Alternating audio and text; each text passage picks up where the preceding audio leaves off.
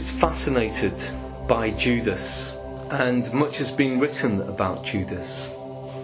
There's no evidence that Judas did anything but function as a valued member of the apostles. I mean, he had no obvious vices, he had no dishonourable past, unlike Matthew, the tax collector, Peter, who was notorious for his impulsiveness.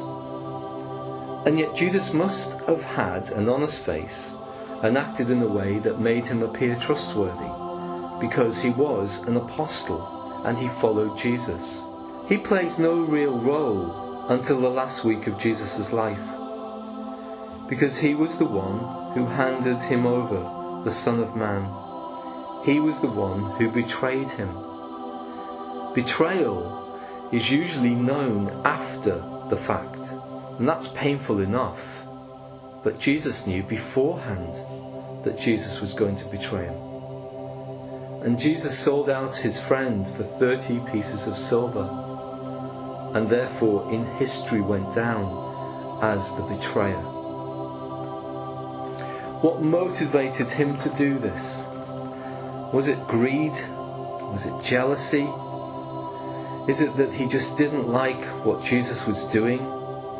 Did he just want to push Jesus on a bit more to make him this great saviour of the world?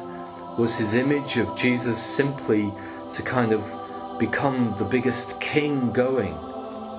Well, who knows? We do know that regret tormented his life. It tormented his life enough that he ended it. And during those darkest moments, one wonders how Judas must have felt. I suspect he probably felt unforgivable, troubled by his actions. Judas must have felt despair.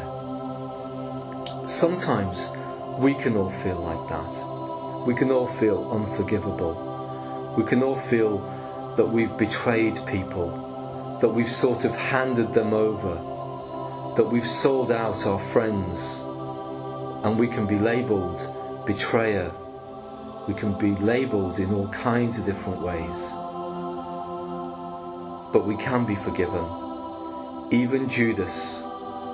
There's a wonderful folklore story about Judas, an African legend that tells about the moment Judas died, and he was walking down a dark road and he saw a house lit up, and he approached it and he knocked on the door, and Jesus opened the door, and straight away he embraced Judas and invited him to come on inside.